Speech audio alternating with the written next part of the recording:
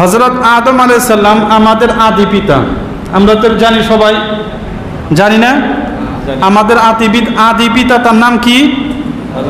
হযরত আদম আলাইহিস সালাম। আদি মানে আরম্ভ, আদি মানে কি? আরম্ভ। এটা বাংলা ভাষা, একটু স্টাইল জগতের বাংলা ভাষা আর কি। আদি মানে হইলো প্রথম, স্টার্টিং, তার মানে শুরুয়াত। তো প্রথম যিনি আমাদের, যাকে আমরা আদি পিতা মনে করি, তার নাম কি? হযরত আদম আলাইহিস সালাম। হযরত আদম আলাইহিস সালামের বাড়ি প্রথম কোনটা ছিল? জুড়ে বলেন। জান্নাতে ছিল। বাস, মাশাআল্লাহ, আপনারা সব জানেনই, দেখেন অনেক কিছু জানেন। তাহলে আশা করা যায় আলোচনা করা যাবে আর কি, সুবিধা হবে ইনশাআল্লাহ। যদি হযরত আদম আলাইহিস সালামের বাড়ি যদি জান্নাত হয়, তাহলে আমাদের বাড়ি কোনটা? পুরানো বাড়ি।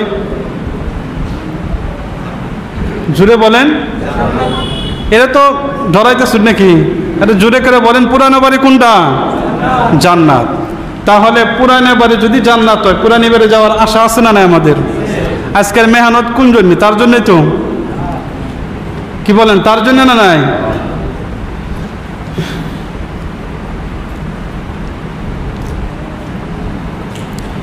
আল্লাহ রাব্বুল আলামিন বলছেন, فَإِمَّا يَأْتِيَنَّكُم مِّنِّي هُدًى فَمَنِ اتَّبَعَ هُدَايَ فَلَا يَضِلُّ وَلَا يَشْقَى। একটু জোরে জোরে বলি সুবহানাল্লাহ। আল্লাহ রাব্বুল আলামিন পবিত্র কোরআন শরীফে আয়াতের মধ্যে বললেন, হে আদম, তুমি দুনিয়াতে চলে যাও। আজকে এই যে জান্নাত থেকে তুমি দুনিয়াতে চলে গেলা, এইটা মনে করিও না দুনিয়াতেই চিরস্থায়ী থাকতে হবে। আল্লাহ বললেন, তোমার এটা চিন্তা করার প্রয়োজন নাই। দুনিয়াতে যে যাইবা, চিরস্থায়ী দুনিয়াতেই থাকতে হবে এরকম কিছু না। আবার তুমি এই জান্নাতে আসতে পারবা। আল্লাহ রাব্বুল আলামিন বললেন, শর্ত আছে কিন্তু জান্নাতে আসার জন্য। শর্তকে আল্লাহ রাব্বুল আলামিন বললেন, فَإِمَّا يَأْتِيَنَّكُم مِّنِّي هُدًى فَمَنِ اتَّبَعَ هُدَايَ فَلَا يَضِلُّ وَلَا يَشْقَى। একটু জোরে জোরে বলি সুবহানাল্লাহ।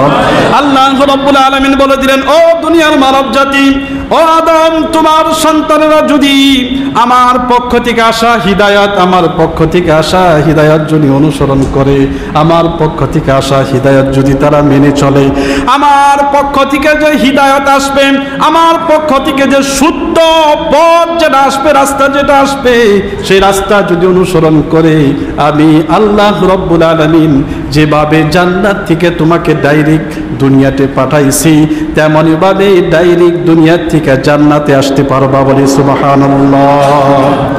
তারপরে বললেন, ফালা ইয়াদিল্লু, রাস্তা ভুলবা না, ওয়ালা ইয়াশকা, এবং কি তোমার দুনিয়াতেও কষ্ট হবে না, এবং জান্নাতে আসার পরেও সেখানেও কোনো কষ্ট হবে না। আমাদের পুরানো বাড়ি হলো জান্নাত, আর সেই জান্নাতে আবার যাওয়ার চাইলে আমাদের কি করা লাগবে? আল্লাহর পক্ষ থেকে আসা হিদায়াত যে আছে, সেই হিদায়াতের আমাদের অনুসরণ করা লাগবে। ঠিক না বে ঠিক? আজকে আমরা ইনশাআল্লাহ হিদায়াত জানবো, কারণ জান্নাতের রাস্তা যদি হিদায়াত এই মানা, তাহলে এটা জানা লাগবে না?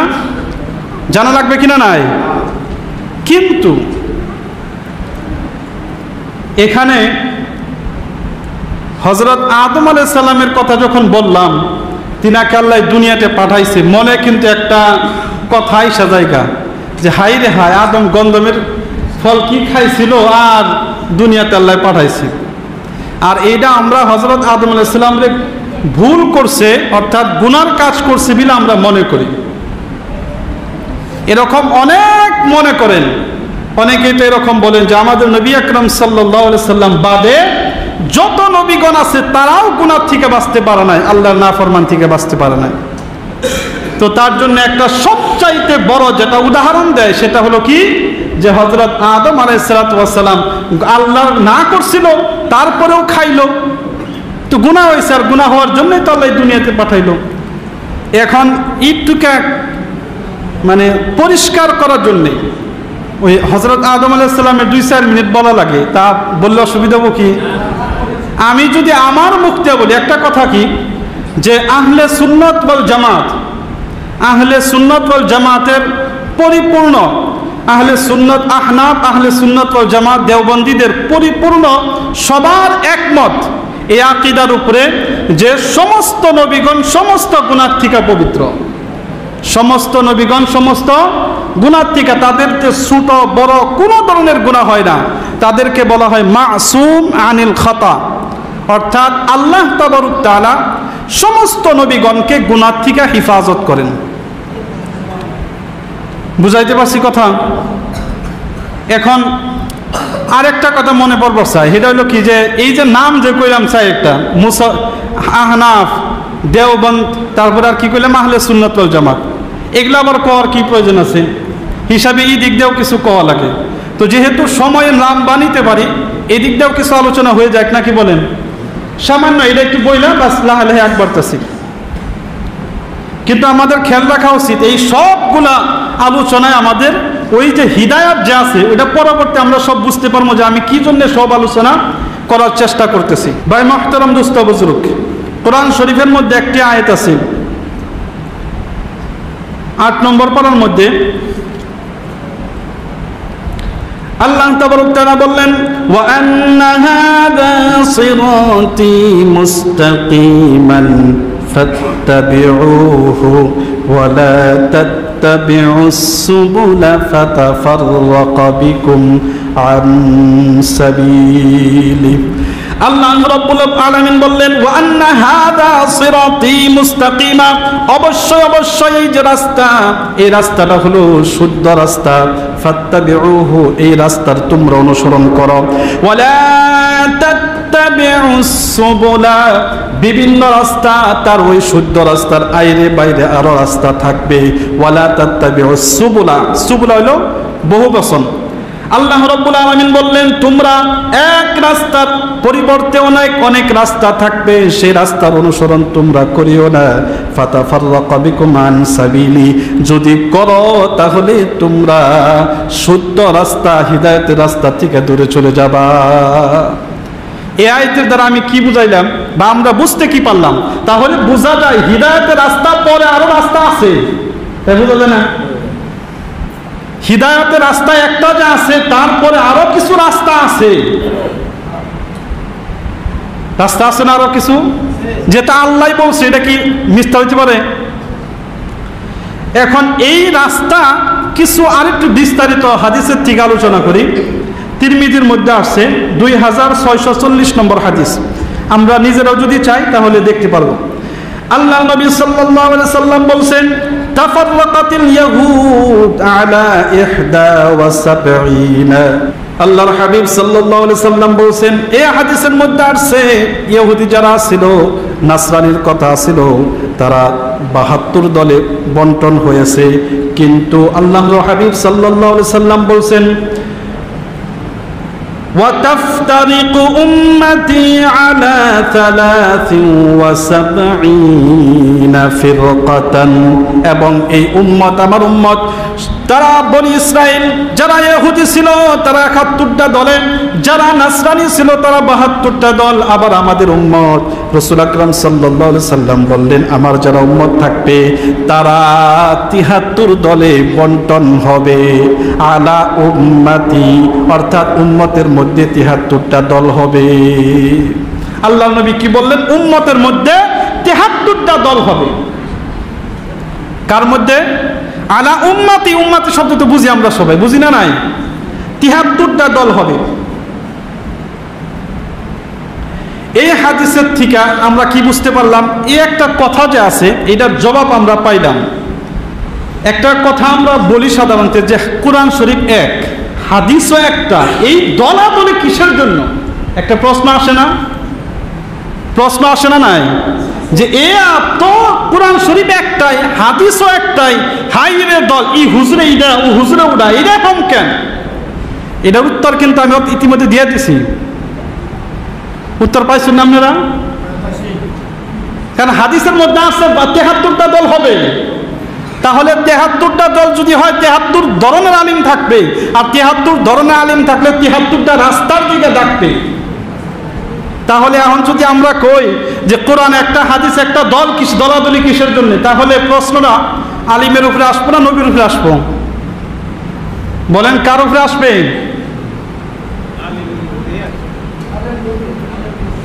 আলিম গদোষ। হাদিসের মধ্যে আসছে যে দলাদলি হবে, তাহলে আলিম গদোষ কিভাবে হবে? আল্লাহর নবী নিজেই বলে গেছে দলাদলি হবে, তো আলিম গদোষ দিলে লাভ হবো কি? আল্লাহর নবী কি মিথ্যা কথা বলতে পারে? আল্লাহর নবীর ভবিষ্যৎ কোরআন শরীফে পাইলাম কি রাস্তা, বিভিন্ন রাস্তা আছে। হাদিসের থেকে স্পষ্ট পাইলাম যে না, বা 73টা রাস্তা আছে, পাইলাম কি না? নাই। তাহলে বোঝা যায় যে না, রাস্তা থাকবো। এখন আমাকে কর্তব্য হলো শুদ্ধ রাস্তা অবলম্বন করা। আমাকে এটা তালাশ করা লাগবে কোনটা শুদ্ধ রাস্তা। যেহেতু এখন তো আরো বহু সুবিধা আছে শুদ্ধ রাস্তা তালাশ করার জন্য। বাংলা হাদিস পাওয়া যায়, বাংলা কোরআন শরীফের তর্জমা পাওয়া যায়। শুধুমাত্র কোনো একজন শুদ্ধ আলিমের নিকটবর্তী গেলে যে হুজুর দেখাই দিয়েছেন এই কথাটা কোন হাদিসে আছে, হুজুরে দেখাই দিব। আমি যেগুলো কথা কমু, যদি আপনারা যে কোনো কথার কথা লেখা রাখেন আর বলবেন হুজুর এটা কোন হাদিসে বা কোরআনের আয়াতে কোন সিদে আছে, আমি ইনশাল্লাহ দেখাই দেব।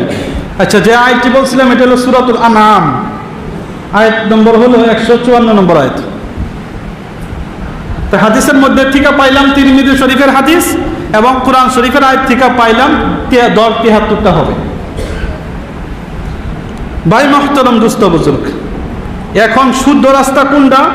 রাসূল সাল্লাল্লাহু আলাইহি সাল্লাম নিজে তার উত্তর দিয়ে দিয়েছেন। আল্লাহ নবী সাল্লাল্লাহু আলাইহি সাল্লামকে জিজ্ঞাসা করলো সাহাবায়ে কেরাম, ইয়া রাসূলুল্লাহ, এই যে 73টি দল রয়েছে তার মধ্যে কোন দলটি শুদ্ধ রাস্তার মধ্যে থাকবে? একটা মাত্র যে দল, ওই 73টা দলের মধ্যে একটা যে জান্নাতে যাবে। আল্লাহর নবী তারপরেও হাদিসের পরের অংশই বলছেন, ও দুনিয়ার সাহাবাগণ, ও দুনিয়ার মানব জাতি, সমস্ত উম্মতদেরকে বলছেন এই যে 73টা দলের মধ্যে 72টা দল জাহান্নামে যাবে, আর কেবলমাত্র একটা দল তারা জান্নাতে যাবে। একটা দল মাত্র জান্নাতে যাবে। ওই একটা দল কি? ক্বালু ইয়া রাসূলুল্লাহ, সাহাবায়ে কেরাম বললেন ইয়া রাসূলুল্লাহ, ওই দলটা মান হিয়া ইয়া রাসূলুল্লাহ, ওই দলটা কি? আল্লাহর নবী সাল্লাল্লাহু আলাইহি সাল্লাম বললেন, মা আনা আলাইহি ওয়া আসহাবি, যারা আমি রাসূল সাল্লাল্লাহু আলাইহি সাল্লামের রাস্তা অবলম্বন করব এবং আমার সাহাবাদের রাস্তা যারা অবলম্বন করব, ওই দলটাই হলো শুদ্ধ রাস্তা। ওই দলটাই কোন রাস্তা? শুদ্ধ রাস্তা, অর্থাৎ ওই দলটাই হিদায়াতের রাস্তা।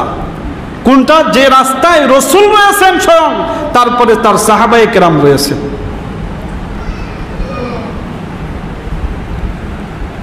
আল্লাহ রাব্বুল আলামিন কোরআন শরীফের মধ্যে সূরাতুত তাওবার মধ্যে 11 নম্বর পারার মধ্যে আল্লাহ রাব্বুল আলামিন বললেন, والسابقون الأولون من المهاجرين والأنصار والذين اتبعوهم بإحسان رضي الله عنهم ورضوا عنه। আল্লাহ রাব্বুল আলামিন বললেন, যারা মুহাজিরিন সাহাবা ছিলেন, তাবেঈ যারা, আনসারী যারা, মুহাজিরিন যারা, আনসারী যারা, সবাই উভয় পক্ষের কথা এখানে বলেছে। তারপরে বলছেন তাদের উপরে তো আল্লাহ রাজি এবং তারা নিজেও আল্লাহর উপরে রাজি। আর একটা কথা বলছেন, واتبعوهم بإحسان والذين اتبعوهم بإحسان, এবং ওই ব্যক্তিগণ যারা নাকি সাহাবায়ে কেরাম যে রাস্তা অবলম্বন করেছে সেই রাস্তা যারা অবলম্বন করবে, সাহাবায়ে কেরাম যে আমল করেছে, যারা উম্মতের মধ্যে যারা ওই আমলটাই করবে, তারা ওই রকম যদি কোনো একজন ব্যক্তি হয়, আল্লাহ বললেন সাহাবাদের উপর যেভাবে আল্লাহ রাজি হয়ে গেলেন, তেমনি ভাবে সাহাবার অনুসরণ যারা করবে তাদের উপরও আল্লাহ রাজি হয়ে যাবে। জোরে বলি সুবহানাল্লাহ। অন্য এক আয়াতের মধ্যে আল্লাহ রাব্বুল আলামিন 1 নম্বর পারার মধ্যে বলছেন, লাস্টের দিক দিয়ে, ফাইন আমানু বিমিসলি মা আমানতুম বিহি ফাকাদ ইহতাদাউ ও দুনিয়ার মানব জাতি, আমল যদি সাহাবাদের মতো করো আল্লাহ তোমার উপর রাজি হবে। ফাইন আমানু, যদি ঈমান আনো, ফাইন আমানু বিমিসলি মা আমানতুম বিহি, সাহাবারা যেভাবে ঈমান এনেছে তাহলে তোমরা শুদ্ধ রাস্তা পাওয়া যাবা। এই কোরআন শরীফের মধ্যে, হাদিসের মধ্যে পাইলাম রাসূল এবং সাহাবাদের কথা অনুসরণ করা লাগবে। কোরআন শরীফের দুই আয়াতের দ্বারা, একটার দ্বারা আমল যদি করি তবু সাহাবাদের অনুসরণ করে, ঈমান যদি আনি তাও সাহাবাদের অনুসরণ করে, তবেই আমরা সাকসেস হতে পারব। আমার কথা বুঝা আসছে? এখন প্রশ্ন, হুজুর সাহাবায়ে কেরামের কথা কি জন্য বললেন, কথাটা একটু বুঝাই দেই। একটা উদাহরণ দিয়ে বুঝাইতে পারি। সেটা হলো কি, মনে করেন আমি ওয়াজ করতেছি, করার সময় বললাম ভাই পানি দিয়েছিল, গরম পানি বললাম। এই কথাটুকু আমাদের এই মুরব্বী লেখা রাখলো যে হুজুরে বয়ান করার সময় পানি চাইছিল, মা বয়ান করার সময় না, খালি হুজুরে পানি চাইছিল, এই কথাটুকু একজনে লেখা রাখলো। কি লেখা রাখলো? যে হুজুরে পানি চাইছিল, কথাটুকু লেখা রাখলো। এখন আপনিও নাই, যে লেখা রাখছে হ্যাঁ নাই, তারপরে আরেকজনও নাই, তারপরে আরেকজন দেখতেছে লেখা আছে পানি চাইছিল।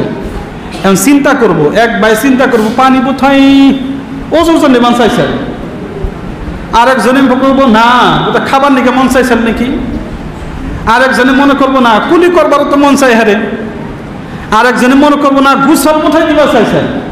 একই হবো না, পানি চাওয়া হবো না, পানি চাওয়া, পানি চাইছিল হুজুরে বা পানি দাও, এই কথাটুকে সব বুঝাবো না নাই? বলেন বুঝাবো না নাই?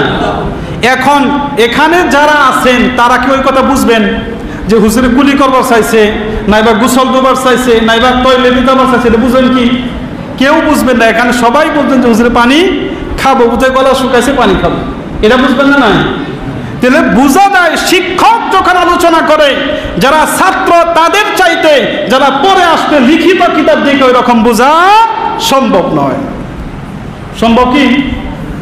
সম্ভব নয়।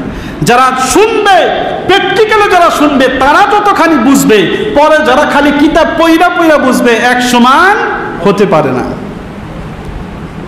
এই জন্যই সাহাবীর কথা বলা হয়েছে। তাহলে নবীকে যারা মানে, নবীওয়ালা, নবীরে যারা মানে তারা কি ওয়ালা? নবীওয়ালা। সাহাবাকে যারা মানে তারা বলে সাহাবিওয়ালা। তাহলে আমরা নবীওয়ালা সাহাবিওয়ালা না নাই? বলেন, আমরা নবীওয়ালা এবং সাহাবিওয়ালা না নাই? সবাই তো নবীওয়ালা, জোরে বলেন সবাই নবীওয়ালা না নাই? সাহাবিওয়ালা না নাই? এখন আরবিতে কই এটারে? আহলে সুন্নাত ওয়াল জামাত। তাহলে আমরা এই নাম কইতে অসুবিধা আছে কি? কারণ আমরা বুঝাবো নবীওয়ালা সাহাবিওয়ালা, কোরআন শরীফে তাই আছে, সমস্যা আছে কি? এখন কমান যে হুজুর তাতে প্রয়োজন নাই, কম যাবো কইলে কিন্তু প্রয়োজন নাই কবার, আমি কম যে প্রয়োজন আছে। এখন আর একটা উদাহরণ নেওয়া যেতে পারে। অসুবিধা লাগতেছে কি? আচ্ছা, কথা বুঝা আসলে তো ভালো লাগবে ইনশাল্লাহ। ইনশাল্লাহ যেহেতু কোরআন শরীফের আলোচনা করলে কোরআন শরীফে আকর্ষণ তাই আনবে, আমার তো ব্যক্তিগত কিছু নাই এর মধ্যে। তাহলে উদাহরণটা হলো, মনে করেন আপনি এই আছেন, কলগাছি আছেন, আপনাকে জিজ্ঞাসা যদি করা হয় ভাই আপনার বাড়ি কোন জায়গায়, বলবেন যে হিলাপাকড়ি বা হাওলি বলবেন, তাই না? হাওলিটাই সম্ভবত বেশি বলবেন। আচ্ছা, তারপরে আপনি হঠাৎ গুয়াহাটি গেলেন, জিজ্ঞাসা করলো ভাই বাড়ি কোনে, কি বলবেন তখন? হিলাপাকড়ি বলবেন না বরপেটা বলবেন? বরপেটা। আচ্ছা, ইউপিতে গেলেন, দিল্লি ঘুরবার নিয়ে গেছেন, তখন যদি জিজ্ঞাসা করে যে আপনার বাড়ি কোন জায়গায়, আসাম, তখন কি বলবেন? হিলাপাকড়ি। আবার যদি বাংলাদেশ যান কি বলবেন? ভারত। তাহলে মানুষ একই, প্রশ্ন একটাই, উত্তর ভিন্ন ভিন্ন কেন? আপনি নিজের পরিচয় সাইডটা কেন দিলেন? কারণ আছে, কারণ আছে না নাই? কারণ সব জায়গায় যদি হিলাপাকড়ি বলেন তাহলে উত্তরটা শুদ্ধ হবো কি? শুদ্ধ হবো? এখন আসুন একটু বুঝে নেই ভালো করে। সারা দুনিয়ার মধ্যে বহুত মানুষ আল্লাহ তাআলা সৃষ্টি করেছেন, কোটি কোটি আরব আরব মানুষ আল্লাহ সৃষ্টি করেছেন। সব মানুষের মধ্যে আপনাকে যদি প্রশ্ন, মানে দুনিয়াতে মনে করেন বহুত দেশ আছে, তার মধ্যে জিজ্ঞাসা করে কোন দেশের মানুষ, কি কবেন? ভারত। যদি ওই রকম ভাবে সমস্ত মানুষ, বহুত মানুষ আছে, বিভিন্ন ধর্মের আছে, কোন ধর্মের, আপনার ধর্ম হিসাবে নাম কি, কি বলবেন? ইসলাম ধর্ম। আপনাকে কি বলবে? মুসলমান। কি বলবে? মুসলমান। আমরা কি পরিচয় দিব তখন? মুসলমান। বুঝাইতে পারছি কি? এখন মুসলমানের ভিতরে, আপনি ভারতের ভিতরে আছেন কিন্তু আসামের বাইরে, মুসলমান আসুন ঠিকই কিন্তু মুসলমান দাবি করে কিন্তু সাহাবিকে মানে না, তাহলে কি তারা আহলে সুন্নাত ওয়াল জামাত হবো কি? মুসলমান দাবি করে কিন্তু দেখা গেল পুরাপুরি নবীকেও মানে না, এবং যাও নবীকে মানে তার পুরাপুরি হুকুম মানে না, এবং সাহাবায়ে কেরামদেরকেও মানে না। তখন জিজ্ঞাসা করলে যে ভাই মুসলমান তো আছে, কত আছে নামের মুসলমান, কত আছে আসলে মুসলমান, আপনি কোনটা? কতজনে খালি নামই কয় যে আমরা মুসলমান, আসলে তারা মুসলমান না, মুসলমানের মধ্যে পড়ে না, বা পড়লেও সাহাবিকে কথা মানে না। মুসলমানই পড়ে কিন্তু সাহাবিকে কথা মানে না, তাকে আমরা কি বিলা কমু? আমরা নিজেকে পরিচয় দিতে গেলে আহলে সুন্নাত ওয়াল জামাত কমু। কি পরিচয় দিব? জুড়ে বলেন, আপনি সবাই বলেন আহলে সুন্নাত। আহলে সুন্নাত বলেন, আহলে সুন্নাত ওয়াল জামাআত, ওয়াল জামাআত। তারপরে এখন প্রশ্ন করবেন যে হুজুর আহলে সুন্নাত ওয়াল জামাত শুদ্ধই দল, এর মধ্যে তো আবার 60 জন ইমাম আসছে, হানাফি, মালিকি, শাফাঈ, হাম্বলি, আপনি কোনটা? তখন কি পরিচয় দেন যাবো যে আমি মুসলমান? হ্যাঁ, যে আপনি ভারতের বাইরে আছেন, পরিচয় কি দিলেন? হিলাপা করে দেন যাবো কি?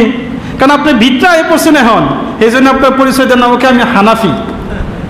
এখন প্রশ্ন যে হানাফি, ও আপনি ঠিক আছে হানাফি বুঝলাম, এখন আবার কিছুগুলো আছে হানাফি দাবি করবে যে আমি হানাফি, কিন্তু দেখা গেল যে আসলে হানাফি না, তো আপনি কোন হানাফি?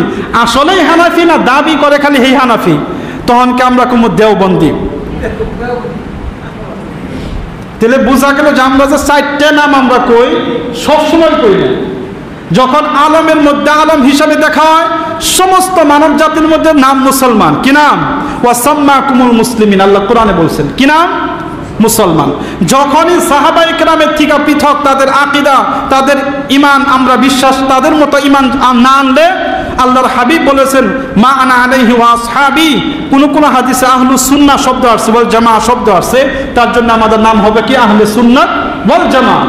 এখন আহলে সুন্নাত ওয়াল জামাতের মধ্যে আবার 4 জন ইমাম আছে, অর্থাৎ তাদের কথা যারা মানে যে হানাফি, তাদের আমরা হানাফি পরিচয় দিব। আবার হানাফিদের ভিতরে আসার পরেও দেখা যায় কিছুগুলো আছে হয়তো মাজার পূজা করে, দাবি তো করে যে হানাফি বিলা, কবর পূজা করে, আমরা পাই না এরকম। তারা আহলে সুন্নাত ওয়া জামাত, কি কয়? আহলে সুন্নাত ওয়া জামাত, আমরা হইলাম আহলে সুন্নাত ওয়াল জামাত। একটা পার্থক্য মনে করেন, ওয়া জামাত আর একটা হলো ওয়াল জামাত। ওয়াল জামাত শব্দ হল নির্দিষ্ট একটি জামাত, অর্থাৎ সাহাবায়ে কেরাম। ওয়া জামাত মানে নির্দিষ্ট জামাত না, কোনো একটা জামাত হতে পারে। তো ওয়াল জামাত, আহলে সুন্নাত ওয়াল জামাত, এটাও দাবি করে ঠিকই, হানাফিও দাবি করে ঠিকই, দেখা গেল যে এটার মধ্যে নাই, মানে দাবি করতেছে প্রকৃত রূপে না। যদি প্রকৃত না তাহলে বোঝা গেল, কারণ দেওবন্দি কোনো দল না, দেওবন্দি কয়টাকে যারা কোরআন হাদিস এবং আহলে সুন্নাত ওয়াল জামাত যারা দাবি করে, হানাফি দাবি করে, তারা প্রকৃত হানাফি না নাই, প্রকৃত আহলে সুন্নাত ওয়াল জামাত না নাই, এটা পার্থক্য করে দেয় কেবলমাত্র দেওবন্দি উলামায়ে কেরাম। তো দেওবন্দি আসলে কোনো এরকম দল না। দেওবন্দির অর্থ হলো কি, যে আপনি প্রকৃত রূপে আহলে সুন্নাত ওয়াল জামাত অনুসরণ করেন, প্রকৃত রূপে আপনি হানাফি মসলক মযহাব মানেন, মসলক আহলে সুন্নাত ওয়াল জামাত, মযহাব হানাফি মানেন। তাহলে আর হানাফি আর আহলে সুন্নাত ওয়াল জামাত এরা সরাসরি কোরআন হাদিসের তরজমা, আর কি কোরআন হাদিসের বিশ্লেষণকারী। তো যাই হোক, এই বিষয় নিয়ে আলোচনা করা যেতে পারে। যে একটা উদাহরণ যদি দেয় যে নামাজের বিষয় নিয়ে, যে হানাফি মাযহাব কিভাবে হাদিসের পুরাপুরি হিসাবে আমল করে, এখনো যদি আমাকে সময় বৃদ্ধি বা কোনো সময় যদি আগের সময় নেয়, এই নামাজের বিষয় ইনশাআল্লাহ আপনাদেরকে বলবো। একবারে শুরুতে তাহরিমাত থেকে নিয়ে শুরু করে সালাম পর্যন্ত একটা রুকন এরকম থাকবে না যেটা হাদিসের থেকে প্রমাণিত নাই। প্রত্যেকটা রুকনের বিষয়ে হাদিস রয়েছে। এই দলিল সহ নামাজ আমি তাদেরকে বুঝাই দিয়েছি, সমস্ত রুকন হাদিসের থেকে প্রমাণিত। অলরেডি নেটের মধ্যে আমার বয়ান, জুমার বয়ান, আমি প্রত্যেকটা হাদিস বিশ্লেষণ করে বুঝাই দিয়েছি, তাও পাবেন ইনশাআল্লাহ। তাহলে বুঝতে পারলাম তো আমরা আহলে সুন্নাত ওয়াল জামাত, হানাফি, দেওবন্দি যে বলি, কি কারণে বলি? সব সময় বলি না, কোনো সময় বলি? জুড়ে বলেন, সব সময় বলি না, কোনো সময় বলি? যে সময় যেটা প্রয়োজন পড়ে। এক সময় ভারত বলি, এক সময় আসাম বলি পরিচয়, আরেক সময় বরপেটা, আরেক সময় হিলাপাগড়ি, কারণ জায়গাটাও এই অবস্থা। তো অবস্থা বুঝে আমাদের নাম বলি, ঠিক না নাই? এই কথাটা বুঝে হাঁটতেছি, তো আগে বলা যায়। তো আমাদের আহলে সুন্নাত ওয়াল জামাত হানাফি দেওবন্দীদের মতে যে সমস্ত নবীগণ গুনাহ মুক্ত, অর্থাৎ মাসুম আনিল খতা, তাদের কোনো গুনাহ হয় না। এখন আসুন হযরত আদম আলাইহিস সালামের বিষয় যেটা আমি বলতে চেয়েছিলাম, যে আমি যদি বলি তাহলে মনে হবে না গুনাহ করে নাই। ইনশাআল্লাহ শুরু করা যাক। আল্লাহ রাব্বুল আলামিন বলছিলেন, ইয়া আদম উসকুন আনতা ওয়া যাওজুকাল জান্নাতা ফাকুলা মিন হাইসু শি'তুমা। আল্লাহ রাব্বুল আলামিন হযরত আদম আলাইহিস সালামকে বলছেন, হে আদম, তুমি এবং তোমার পরিবার স্ত্রী তোমরা জান্নাতের মধ্যে থাকো। ফাকুলা মিন হাইসু শি'তুমা, যা ইচ্ছা, যে জায়গা থেকে ইচ্ছা তোমরা সেই জায়গা থেকেই খেতে পারবা, থাকতে পারবা। আল্লাহ বললেন থাকো, খাও, যেখান থেকে ইচ্ছা সেখান থেকে খাও। তারপরে বললেন, ওয়ালা তাকরাবা হাযিহিশ শাজারাতা ফাতাকুনা মিনাল যালিমিন। আল্লাহ রাব্বুল আলামিন বললেন, ওয়ালা তাকরাবা হাযিহিশ শাজারা, এই যে গাছটি রয়েছে, এই গাছের নিকটবর্তী, এই বৃক্ষ যে রয়েছে, এই গাছটি রয়েছে, এই গাছের নিকটবর্তী কিন্তু তোমরা যাও না। আল্লাহ বললেন তোমরা এই গাছের নিকটবর্তী তোমরা যাও না। হাযিহি, এটার আরবি হিসাবে ভাষা হলো এইটা, যেটাকে ইংরেজিতে দিস বলা যায়। কি বলা যায়?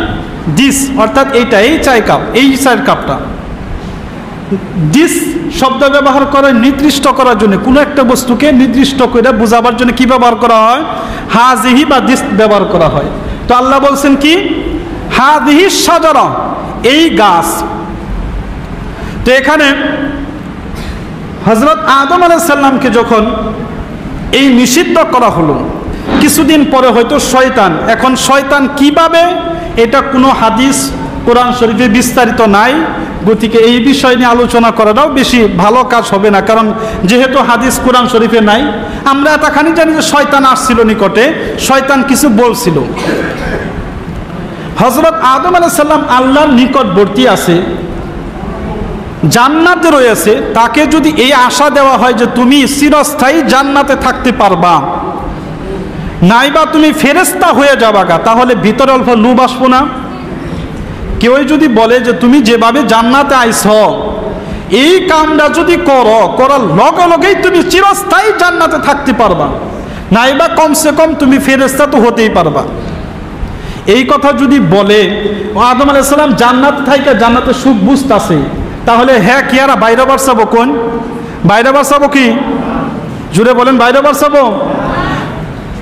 শয়তান তারপরে হযরত আদম আলাইহিস সালামকে وقال ما نهاكما ربكما عن هذه الشجرة إلا أن تكونا ملكين أو تكونا من الخالدين। আল্লাহ রাব্বুল আলামিন বললেন, وقال ما نهاكما ربكما, ও আদম আলাইহিস সালাতু ওয়াস সালাম, তোমাদেরকে এই গাছ থেকে, এই বৃক্ষর ফল খেতে তোমাদেরকে নিষিদ্ধ করা হয়েছে একমাত্র কারণ হলো তোমরা যদি এই গাছের ফলটা খেয়ে ফেলো, এই গাছের নিকটবর্তী যায় ফল যদি খাও, তাহলে তোমরা অবশ্যই অবশ্যই ফেরেশতা হতে পারবা। যদি ফেরেশতা নাও হতে পারো গো, তাহলে কমস কম তুমি চিরস্থায়ী আল্লাহর নিকটবর্তী এবং জান্নাতে থাকতে পারবা। যখন এই কথা বললেন, এই আশাটা দিল আদম আলাইহিস সালামকে, মনে মনে ভাবলো, হাই রে হাই, যদি ফেরেশতা হইতে পারি, না হলেও কমসে কম যদি এই জান্নাতে চিরস্থায়ী থাকতে পারে, আর কি লাগে?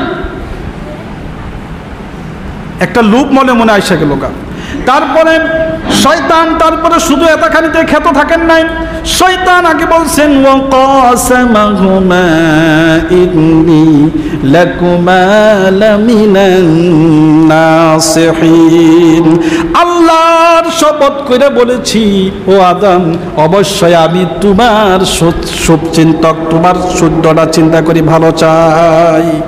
জান্নাতের মধ্যে আদম আলাইহিস সালাম চিরস্থায়ী থাকার জন্য, জান্নাতের মধ্যে ফেরেশতা হয়ে চিরস্থায়ী থাকার জন্য শয়তান যখন আল্লাহর নিকটবর্তী ফেরেশতাদের মাঝখানে কসম করে বলল, আল্লাহর কসম করে বলছি, আদম আলাইহিস সালাম মনে মনে বলল, যে ভাবলো হায় রে হায়, কোনো ব্যক্তি যদি জান্নাতের মধ্যে আল্লাহর কসম খায় সে কি মিথ্যা বলতে পারে নাকি? কসম কইরা বলছে, সে কি মিথ্যা বলতে পারে? হযরত আদম আলাইহিস সালাম বলেন, আল্লাহ তো বলছেন হাদিহিস শাজারা, এই যে নিকট নির্দিষ্ট একটি গাছের কথা আল্লাহ বলেছেন, কিন্তু হযরত আদম আলাইহিস সালাম বললেন, হযরত আদম আলাইহিস সালাম যখন এই লোভ পাইলো, এই লোভ যখন পাইলো যে চিরস্থায়ী জান্নাতে থাকবে, নাই বা কমসে কম ফেরেশতা হতে পারবে, আর কসম করে বলার সাথে সাথে হযরত আদম আলাইহিস সালাম আল্লাহ রাব্বুল আলামিন বললেন, ওয়ালাকাদ আহিদনা ইলা আদামা মিন ক্বাবলু ফানাসিয়া ওয়া লাম নাজিদ লাহু আজমা। আল্লাহ রাব্বুল আলামিন বললেন, আমি হায়ার পূর্বে হযরত আদম আলাইহিস সালামকে হুকুম করেছিলাম, ও আদম তুমি এই গাছের নিকটবর্তী যাও না।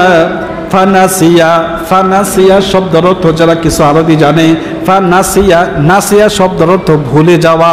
হযরত আদম আলাইহিস সালাম আল্লাহ বলছেন, এই যে হুকুম করলাম, এই হুকুমটা তিনি ভুলে গিয়েছিলেন।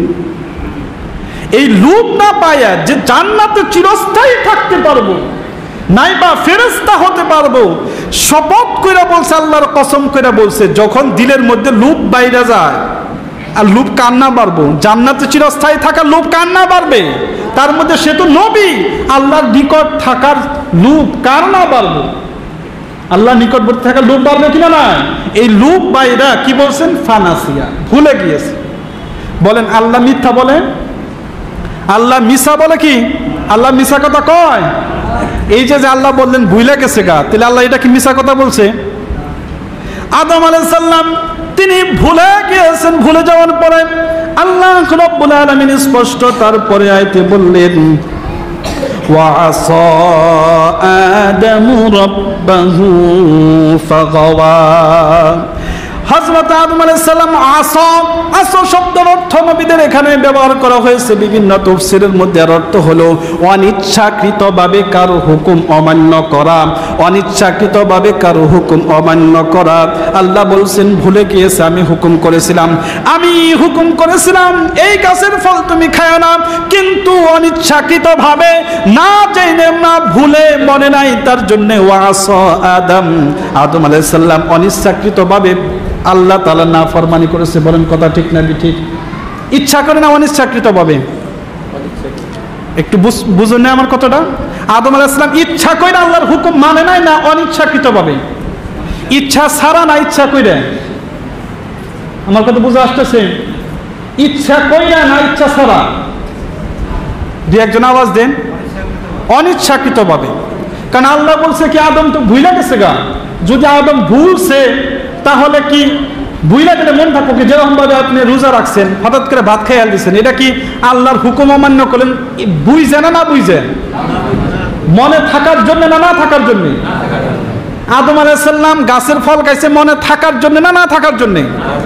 যাই, এখন একটু বুঝে আসছে নাকি বলেন? তারপরে আল্লাহ রাব্বুল আলামিন বললেন, ফাগাওয়া ওয়া আসা আদামু রাব্বাহু ফাগাওয়া। গাওয়া শব্দের অর্থ হলো যে উদ্দেশ্য থেকে ফিরে যাওয়া। হযরত আদম আলাইহিস সালামের উদ্দেশ্য ছিল ফেরেশতা হওয়ার, নাইবা চিরস্থায়ী জান্নাতে থাকার, কিন্তু আল্লাহ বললেন ওয়া আসা আদামু রাব্বাহু, আদম অনিচ্ছাকৃতভাবে আল্লাহর নাফরমানি করলেন, তার প্রতিফল স্বরূপ ফাগাওয়া, উদ্দেশ্য যা ছিল কামিয়াবি হতে পারে নাই। উদ্দেশ্য তো ছিল জান্নাতে চিরস্থায়ী থাকা, উদ্দেশ্য কি খারাপ আসাল? আমাকে ভালোর জন্য আসল না, আরে যদি আদম আলাইহিস সালাম চিরস্থায়ী থাকতে পারতো আমাকেই লাভ হতো। বলেন কথা ঠিক নেবে ঠিক? তো আমাকে ভালো চাইছেন না খারাপ চাইছেন? বাপে তো ভালোই চাইছে যে পুনারে কি কয় মাটি একটুকে কম খায়া কম পিন্দে মাটি খুব রাহি, কিন্তু না খাওয়াইতে খাওয়াইতে লাস্টে পুলার রোগ হয়ে গেছে গা। পুলাই কয় যে কি বান মাটি রাহা শুরু করলাম রোগ হয়ে গেল গা। ওইটা কি বাপে যাই না করছে না যাই না? বাপে তো ভালোই চাইছিল, তা আমাকে আদি পিতা তো ভালোই চাইছিল যে আল্লাহ চিরস্থায়ী রাখবো, কিন্তু আল্লাহ বললেন ফাগাওয়া, উদ্দেশ্য পূরণ হইল না। কারণ কি? কামটা ঠিক হয় নাই, বেশি মনে ভলে কামটা উল্টা করে ফেলতেছে। বুঝছেন? বুঝা হচ্ছে না নাই? আল্লাহ রাব্বুল আলামিন বললেন সুম্মা জিতাবাহু রাব্বুহু ফাতাবা আলাইহি ওয়া হাদা। আল্লাহ রাব্বুল আলামিন বললেন তারপরে আদম আলাইহিস সালাম যখন উদ্দেশ্য থেকে ফিরে গেল, উদ্দেশ্য ভুলে গেল, ভুলে যাওয়ার পরে উদ্দেশ্য পাইতে পারলো না, উদ্দেশ্য যেটা ছিল সেই উদ্দেশ্য পূরণ করতে পারলো না। আদম তওবা করলো, তওবা করার পরে আল্লাহ বললেন আমি তারে ৮০টা রাস্তা দেখায় দিয়েছি। আদম বললেন, আল্লাহ বললেন কি? ওয়াহাদা, আমি তাকে রাস্তা দেখায় দিয়েছি। ঠিক আছে, তোমার উদ্দেশ্য পূরণ হয় নাই, কিন্তু এমন রাস্তা দেখাই দিলাম যে রাস্তায় তুমি যদি চলো, তোমার আওলাদ যদি চলে, তাহলে অবশ্যই চিরস্থায়ী জান্নাতে থাকতে পারবা। তাহলে মনে বলেন যে আদম আলাইহিস সালাম কি বুইজা করছে না বুইজা করছে? তাহলে ভুলে যদি কিছু করা হয় তার গুনাহ হয় কি? একটা উদাহরণ দেওয়া যাক। রোজার মধ্যে সারাদিন রোজা রাখছেন, মনে করেন কষ্ট করে, হঠাৎ করে পানি খেয়ে দিয়েছেন, মনে নাই, খাওয়ার পরে আধা ঘন্টা পরে মনে হচ্ছে আমি তো রোজা রাখছিলাম, আমি না পানি খেয়ে দিলাম, তাহলে কি আপনার রোজা ভাঙা যাব? গুনাহ হবো কি? নামাজের মধ্যে হঠাৎ করে মন নাই, ইমাম সাহেবে কি করছে 4 রাকাতের নামাজ, তার আত্তাহিয়াতু না পড়ে খারাই গেছে গা। যাই একটু রাগারাগি হইল যে ইমাম সাহেব কি একবারে কোন খেলে নামাজ পড়া, 4 রাকাত নামাজ পড়াবো তাই মনে নাই কে? তো যাই রাগারাগি যাই করলেন, ইমামের কি গুনাহ হবো কি? কারণ মনে বলে হয়েছে এটা তো গুনাহ হয় না। তো আমাকেও যদি মনে বলে করলে গুনাহ না হয়, তাহলে আদমের কেমনে হবো গুনাহ? আদম আলাইহিস সালামের কেমনে গুনাহ হবো? যদি আমাকেও গুনাহ না হয়, তাহলে আদম আলাইহিস সালামের কেমনে গুনাহ হবো? আল্লাহ বললেন আদম, তুমি আমার জান্নাতে ছিলা, আমার মনোনীত বান্দা, আমার নবী, তুমি অবশ্যই মনে পাহাড়া করছা, তাও তোমার জন্য ঠিক হয় নাই। মনে ভুলাই তো লাগছিল না, তুমি অবশ্যই কাজটা ভুলা করছো, কিন্তু ভুলাটাই তো তোমার ঠিক হয় নাই। আচ্ছা ঠিক আছে, ভুলছ যদি কি করো, দুনিয়াতে চলে যাও, কিন্তু আবার জান্নাতে আসতে পারবা, আবার জান্নাতে আসতে পারবা। কিছু সময়ের জন্য তোমাকে জান্নাত থেকে বিমুখ করে দেওয়া হলো। কারণ কি? তুমি ভুলছিলা, ভুলা তো লাগছিল না আসলে, কারণ জান্নাতে আছে, আল্লাহর নিকটবর্তী, তখন কি ভুলা লাগছিল আসলে? বলেন, ভুলা লাগছিল কি? কিন্তু ভুলা গেছে। আল্লাহ বলছে তুমি আমার এত নিকটবর্তী বান্দা, এত আদরের বান্দা, তারপরে তুমি ভুলা গেছো, ঠিক আছে গুনাহ তো হবে না, কিন্তু একটু তুমি কি করো, বাইরে একটু ঘুরে ফিরাও। কিন্তু আমরা যদি ভুলা কিছু করে, আল্লাহ আমাকে শাস্তি দেয় না। বুঝাইতে পারছি কথা? তো রোজার মতো মনে করেন আমাকে, নবীর মতো মনে করেন নামাজের কথা। বুঝা আসছে এতক্ষণে? তাহলে এটা বুঝতে তো পারছি কমসে কম যে নবীরা গুনাহ করে না। বুঝাইতে পারছি না নাই? এটা বুঝা আসছে না নাই? অন্য সব নবীর বিষয় যার যেটা ইস্কার আসে, ও হুজুর অমুক নবী না এটা করছিল, তো দেখি এটা গুনাহ নেই, আমার কাছে বলবেন, দেখবেন সমস্যার সমাধান। আমার কাছে বলার সাথে সাথে মনে করবেন যে সমস্যা সমাধান হয়ে গিয়েছে।